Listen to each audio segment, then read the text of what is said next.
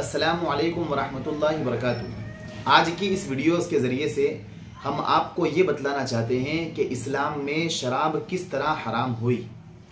अब देखिए, इब्तिदाई इस्लाम में जब इस्लाम का परचम धीरे धीरे फैल रहा था, उस वक्त शराब इस्लाम के अंदर पीना हलाल थी, लेकिन उसके बावजूद भी कुछ सहाबा इकराम ऐसे थे जो इस शराब से परहेज़ करते थे, बचते थे।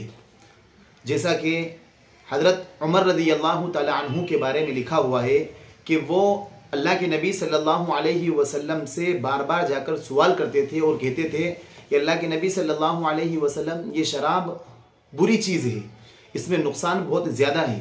हज़रत मुआज़ बिन जबल रज़ी अल्लाह तआला अन्हु भी अल्लाह के नबी सल्लल्लाहु अलैहि वसल्लम के पास जाते थे और शराब की बारे में सवाल करते थे कि ये शराब एक नुकसानदेह चीज़ है। तो इनके बारे में लिखा हुआ है कि हज़रत उमर फ़ारूक रज़ी अल्लाह तआला अन्हु और हज़रत मुआज़ बिन जबल रज़ी अल्लाह तआला अन्हु, ये दोनों सहाबा इकराम उस वक्त जबकि इस्लाम के अंदर इब्तिदाई इस्लाम में शराब हलाल थी, उस वक्त भी इन्होंने कभी अपने मुँह में शराब नहीं लगाई, शराब नहीं पी। लेकिन जब बार बार कुछ सहाबा इकराम इसको गलत समझने लगे और इसको गलत तसव्वुर करने लगे, उस वक्त कुरान करीम की आयत नाजिल हुई, यसअलूनका अनिल खम्रि वल मैसिर कुल फीहिमा इस्मुन कबीरुम व मनाफिउ लिन्नास। इस आयत का तर्जमा ये है कि लोग आपसे सवाल करते हैं शराब के बारे में और जुए के बारे में, तो आप कह दीजिए कि इसमें नुकसान बहुत ज़्यादा है और फ़ायदा बहुत कम है। जब ये आयत नाजिल हुई कि शराब के बारे में लोग आपसे सवाल करते हैं, तो आप कह दीजिए कि शराब में फ़ायदा बहुत कम है। और फ़ायदा ये है कि अगर कोई टेंशन वाला शख्स है जो बहुत ज़्यादा डिप्रेशन का शिकार है, टेंशन में है, अगर वो शराब पी ले तो थोड़ी देर के लिए, जब तक वो नशे में है, वो टेंशन से बरी हो जाएगा, उसे टेंशन नहीं रहेगा। लेकिन इसमें नुकसान बहुत ज़्यादा है। माली एतबार से भी आदमी शराब की हालत में अपने माल में बहुत ज़्यादा नुकसान पैदा कर लेता है, और जानी एतबार से भी और सेहत के एतबार से भी और क़ुव्वत के एतबार से भी इसमें बहुत ज़्यादा नुकसान है। जब कुरान करीम की सूरह बक़रा की यसअलूनका अनिल खम्रि वल मैसिर कुल फीहिमा इस्मुन कबीरुम व मनाफिउ लिन्नास, जब ये आयत नाजिल हुई तो ये एक तरह का मशवरा था इस आयत के अंदर कि शराब में नुकसान ज़्यादा है, नफ़ा कम है। जब ये आयत नाजिल हुई तो बाज़ सहाबा इकराम ने इस आयत के नाजिल होने के बाद ही शराब को पीना बंद कर दिया। लेकिन फिर भी अभी इस्लाम ने शराब को बिल्कुल हराम नहीं कहा था, इसलिए कुछ पी लिया करते थे। एक दिन माजरा ये हुआ कि चंद सहाबा इकराम की एक जगह दावत हुई। हज़रत अब्दुर्रहमान बिन औफ के घर में दावत हुई। दावत होने के बाद सब ने खाना खाया। उसके बाद असर के बाद दावत थी और खाना खाने के बाद शराब की महफिल भी लगी। उसके बाद मगरिब की नमाज का वक्त हो गया। इसी दौरान हज़रत अली रज़ी अल्लाह तआला अन्हु मुसल्ले पर खड़े हुए और आपने मगरिब की नमाज़ पढ़ाई। जब मगरिब की नमाज़ पढ़ाने लगे तो नशे की हालत में आपने कुल या अय्युहल काफ़िरून पढ़ा। तो जब ये सूरत पढ़ी तो ला अअबुदु मा तअबुदून वला अंतुम आबिदून मा अअबुद, जब ये सूरत पढ़ी तो इस सूरत में लाम को छोड़ दिया, ला अअबुदु ये छोड़ दिया, जिससे नमाज फासिद हो गई, नमाज खलत मलत हो गई, नमाज टूट गई। तो फिर फ़ौरन ही आयत नासिल हो गई, या अय्युहल्लज़ीना आमनू ला तक़रबुस्सलाह व अंतुम सुकारा, ए ईमान वालो नमाज के करीब ना हो इस हाल में कि तुम नशे में हो। जब ये आयत नाजिल हुई तो उसके बाद अक्सर सहाबा इकराम ने नमाज के करीब वक्त में शराब को पीना छोड़ दिया, पूरे ही सहाबा इकराम ने। अब किसी को शराब पीनी होती तो वो असर के बाद नहीं पीता या असर के करीब नहीं पीता, इसलिए कि असर की नमाज आने वाली है, और वो असर के बाद भी नहीं पीता था इसलिए कि मगरिब की नमाज फ़ौरन आने वाली है और नशा नहीं उतरेगा इतने कम वक्त में, और मगरिब के बाद भी नहीं पीता था इसलिए कि मगरिब के बाद फ़ौरन इशा आने वाली है।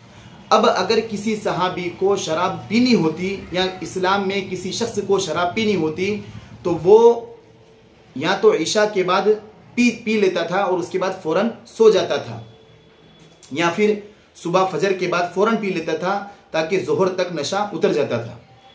लेकिन एक मरतबा फिर एक वाक़या पेश आया कि हज़रत इत्बान बिन मालिक रज़ी अल्लाह तआला अन्हु के वहाँ दावत थी।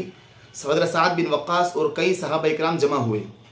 जब तमाम सहाबा इकराम जमा हुए और उन्होंने, शायद ईशा के बाद दावत होगी, ईशा के बाद दावत हुई तो सब ने अपने अपने फ़खरिया अशार जो होते हैं कबीले के, वो अशार शुरू किए। तो हज़रत साद बिन वक्कास ने भी अशार शुरू किए और वो उनकी जो ज़माने जाहिलियत के अंदर एक दूसरे के हिजों में जो अशार किए गए थे, एक दूसरे की बुराई में, जो कबीले की बुराई में, ख़ानदान की बुराई में जो अशार किए गए थे, उनको दोहराना शुरू किया। उससे ये हुआ कि एक सहाबी ने नशे की हालत में दूसरे पर ऊँट की जो खोद होती है, ऊँट का जो हड्डी का जो होता है, उसको फेंक कर मारा, जिससे वो लहूलुहान हो गए। अब ये वाक़या अल्लाह के नबी सल्लल्लाहु अलैहि वसल्लम के पास पहुँचा।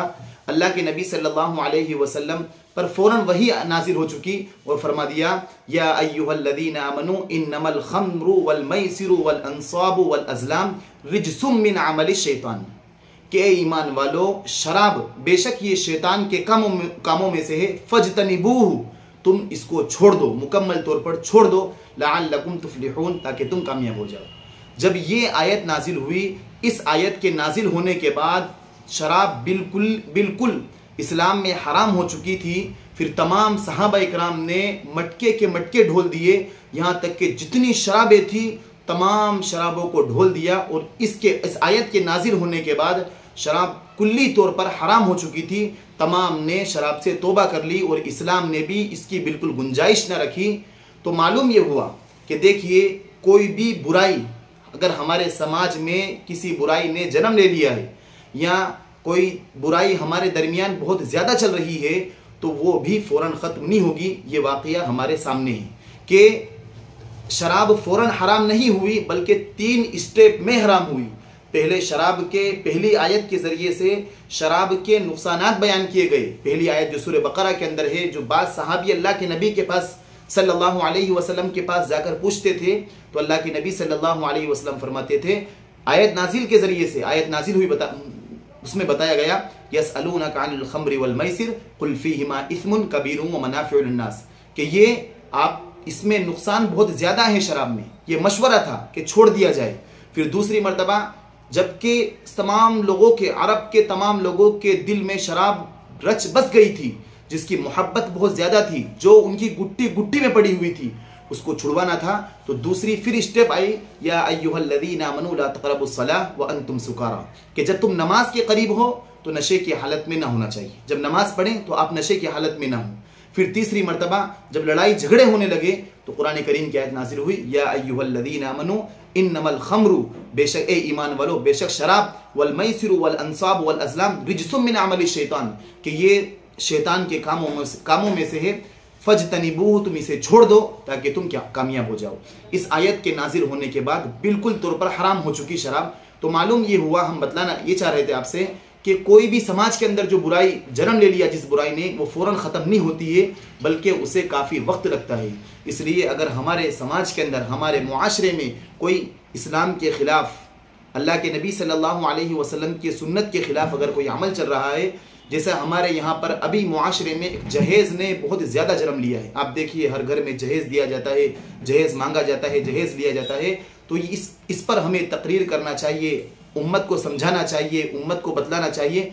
फ़ौरन ही अगर हम चाहें कि आज ही हम इसको हराम कर दें, इसको बंद कर दें, तो बड़ा मुश्किल है। इसलिए इन आयतों के ज़रिए से, और ये शराब की हुर्मत जब हमने बताई किस तरह हराम हुई, इन आयत के ज़रिए से हम समझें कि हमारे मुआशरे में जो बुराई है वो फ़ौरन ख़त्म नहीं होती है, बल्कि बुराई के ख़त्म होने में काफ़ी वक्त लगता है।